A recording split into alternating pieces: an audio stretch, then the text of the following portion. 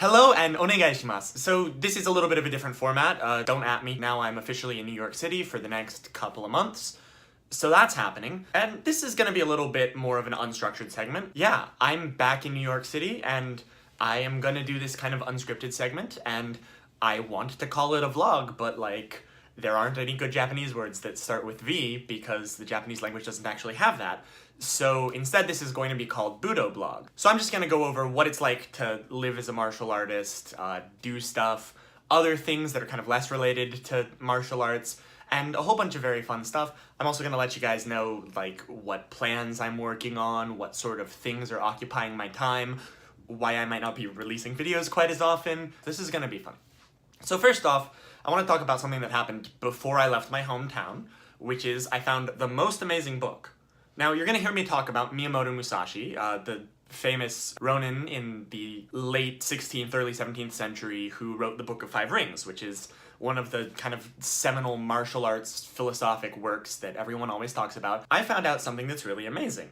And another thing that you'll learn about me is I'm a huge nerd, and I like things such as the books, the animes, the mangas, and really weird music, which are all wonderful things. I have found out that there is a manga about, I guess I should pronounce it manga, don't at me, about Miyamoto Musashi by Takehiko Inoue, and it's called Vagabond. And the art is amazing. It is it's just so well drawn, like, it's impressive. Things have been done with the art in this that I didn't think could be done in a media that was going to be printed, repackaged, and sold. I can't show you the art because I can't really hold books very well, but this is the first Viz Big edition, which is pretty big.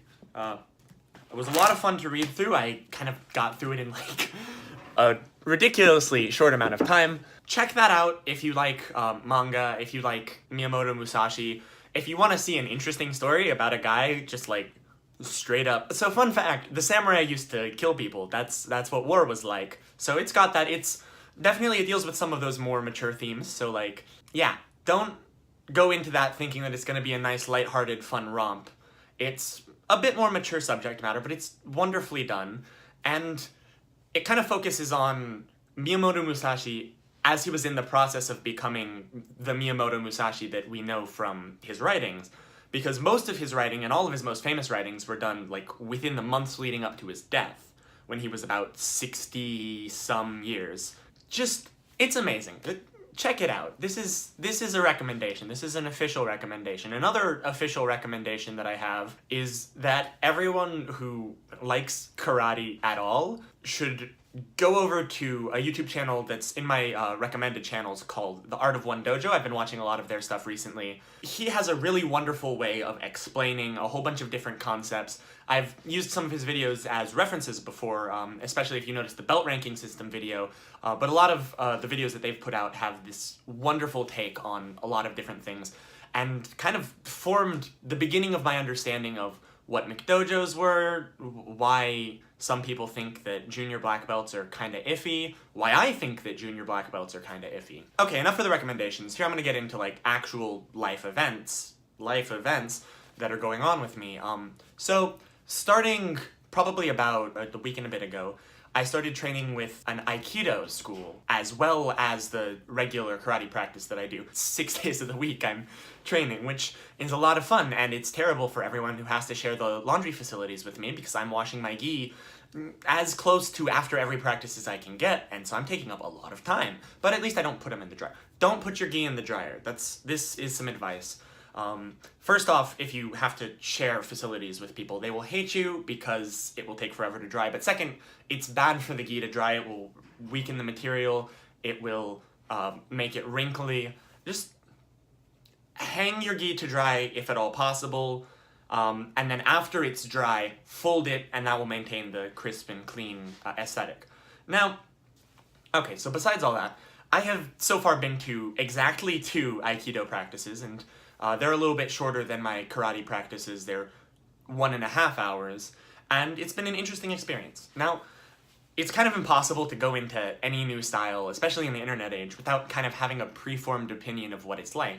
And I know that a lot of people specifically kind of have some criticisms of Aikido for not being the most practical self-defense art, to which I would respond that a lot of, beginner classes in any style are not particularly practical, but I can see where that criticism is coming from. It's founded in some facts, but overall I've been really exploring, how Aikido is taught in my specific, in the specific school that I'm going to, which is fairly practical, all things considered, considering that for the first time in about 15 or 16 years, I had to put on a white belt. Obviously, that means that I had to approach it with a kind of different opinion. So one thing that a lot of people talk about, it's kind of a Zen precept, is a beginner's mind, or in Japanese, shoshin. Beginner's mind is kind of the attitude at which you should approach beginning training and just training in general. Try to eliminate your preconceptions, humbly and respectfully go into a new dojo and talk about what that style teaches, or what that dojo teaches, or what that sensei teaches, in a way that's not necessarily going to be disrespectful. It's not going to try and bring in your previous practice. If anything, you can bring it and connect it to your previous practice outside, and that's actually the whole point of my starting training in Aikido, and eventually I'm going to be cross-training in a lot of different styles, because I want to bring in concepts that, for one reason or another, aren't in karate as it has been taught to me. And I want to clarify this, because I firmly believe that karate is a complete fighting system that has everything you could possibly need, with the exception that a lot of it hasn't been taught. Now, I've also started reading Bunkai Jutsu by Ian Abernethy, which is an amazing book for the 50 pages that I've managed to get through so far in between my massive course load of reading, which is a lot of fun. I do actually legitimately enjoy reading so much. I have way too many books. I have 2 whole, shelves. You can see the width of the shelf approximately behind me because it's the same style. 2 shelves of books here, more in the other room behind that curtain. I like books, I like reading, and I really like reading Bunkai Jutsu by Ian Abernethy. It's an amazing book, and it's opened my eyes to a lot of different things that I've really wanted to kind of explore more, especially with the practical use of bunkai. I highly recommend it. Everyone should give it a read if they can, and everyone should watch his videos. I'm also going to put a link to his channel, which is Practical Karate Bunkai, Practical Kata Bunkai, one of those 2 names, and the correct one will be down there, so check that out. That will be the correct one.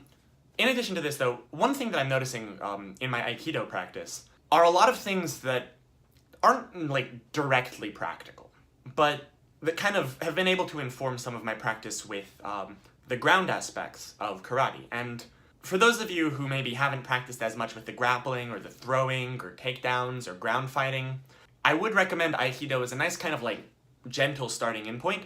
There is a large focus, at least in the school that I'm learning, and I'm going to preface all of this with, all of these observations are about the school that I am attending the classes of, and not about the system in general, which I haven't done my research in quite enough, to be frank. But one thing that I've noticed is that in this practice, there's a lot of importance that's being placed on the idea of being compliant with your partner when you're doing drills, and the rationalization that's being given is that the compliance helps them make sure that they do the drill correctly and make sure that they understand things. And I have some mixed feelings about this. On one hand, it would be bad if you made it so that the only way they could learn a technique was to be able to do it against someone who knows what's coming and how to defend against it. But on the other hand, you can go too far in the other direction, where compliance is kind of a crutch that some people fall on. Cooperative and compliant practice is good to an extent. I think that you should have both compliance and non-compliance as aspects and learn how to deal with both. Because compliance helps you make sure you've got the basics, and then non-compliance helps you make sure that you have your solid fundamentals. Now, another thing, I have a plan in the works. As I've mentioned before, I've also studied Kobudo, Matayoshi Kobudo specifically, which is the ancient Okinawan style of weapons.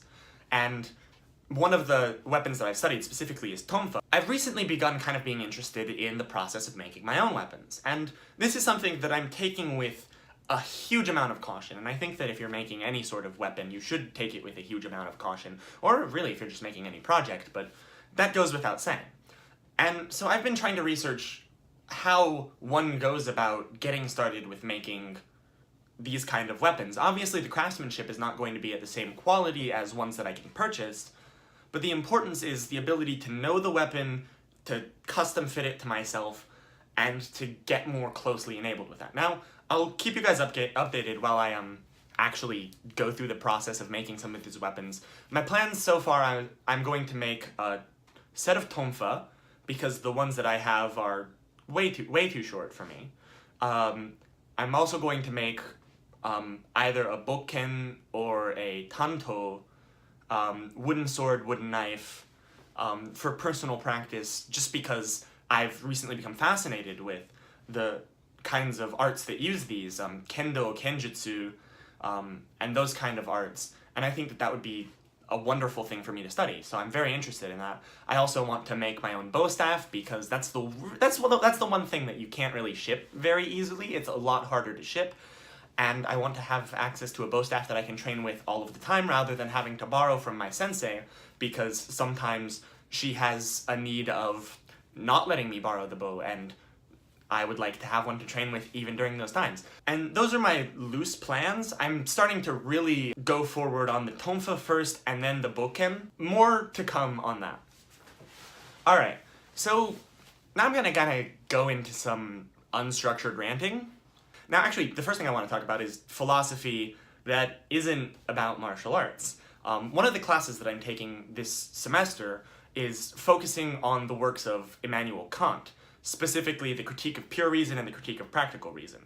And, cards on the table here, I'm not Kant's biggest fan. There are a couple of different reasons, and I'll go into them more in depth many times later, I assume, so hopefully by the time I have an established channel for anyone to watch, you will be able to just search Kant in YouTube search function, and you'll be able to see me talking about how Kant can be applied in this way, me talking about how Kant can be applied in that way.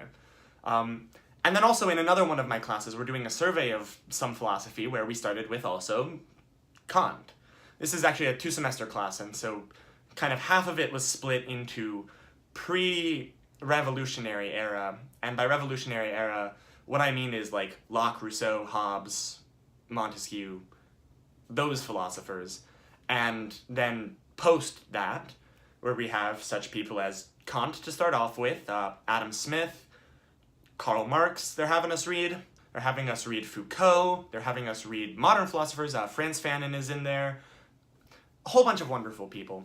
So, like I said, this was a 2-semester course, and I took the first half of it before really diving into a lot of my Eastern philosophy that I wanted to study for myself, including, as I mentioned before, Miyamoto Musashi, Book of Five Rings. I have Art of War by Sun Tzu. I'm going to read the Tao Te Ching. I probably just butchered that pronunciation. And one amazing thing I have is a book of Japanese death poems, which are poems that were composed by various people of all classes, from the like higher feudal classes, samurai and the lords, the daimyo, and even like commoners, jilted lovers, all that sort of thing, which is a truly wonderful book, and I would totally recommend it, and I'll see if I can find a link and put it in the description. And I've noticed that my perspective has really changed, and in a sense, I'm actually kind of judging these philosophers that I'm reading for these classes, and especially Kant, because I'm spending so much time with him, against the metric of a lot of the things that I've read and really resonated with in the Zen philosophers, in Miyamoto Musashi, and in those areas. And, well, I think that it's kind of had this interesting tension between helpful and hurtful. On one hand, it does kind of make it hard to focus on what I'm learning in class because I'm always comparing it to something else, but on the other hand, it is actually adding a new dimension that I think is really wonderful and that I'd love to be able to explore more. One of the things that I want to focus on in a later video is this kind of tension between Western military philosophy and Eastern military philosophy. Heavy scare quotes on both of those because there was a lot of like there was a lot of dialogue between those two. Certainly the East, Chinese philosophy, Indian philosophy, and even some Japanese philosophy wasn't like completely unknown to the people in Europe, and same in reverse. In fact, one thing that really stands out as I keep learning more is how much Japanese culture around the 1800s was affected by their study of things that they had received from the Dutch. Specifically, due to the fact that the Dutch were kind of a privileged group for them in terms of trading, which I'm also taking a class on Japanese history. It's going to be really fun. There's going to be a lot of really interesting and thought-provoking content that I hope to put out, maybe, if things bring that up. But anyway, one thing that I've noticed, though, in the Kant readings that I've been doing, is this kind of general theme of individuality, where Immanuel Kant's kind of most seminal ideas have to do with either reason as abstract from humanity, or other than that, kind of what one person can, through reason alone without experience, arrive at in terms of fundamental truths. And there's this kind of tension between that and a lot of the Zen precepts that have to do with considering the distinction between self and what is not the self as inherently kind of contingent and meaningless. Or, at the very least, something that should be avoided, something that should be voided as much as possible. Now, I can't lobby any wonderful quotes at y'all, so you're just gonna have to take my word on that you should read and check what I'm saying.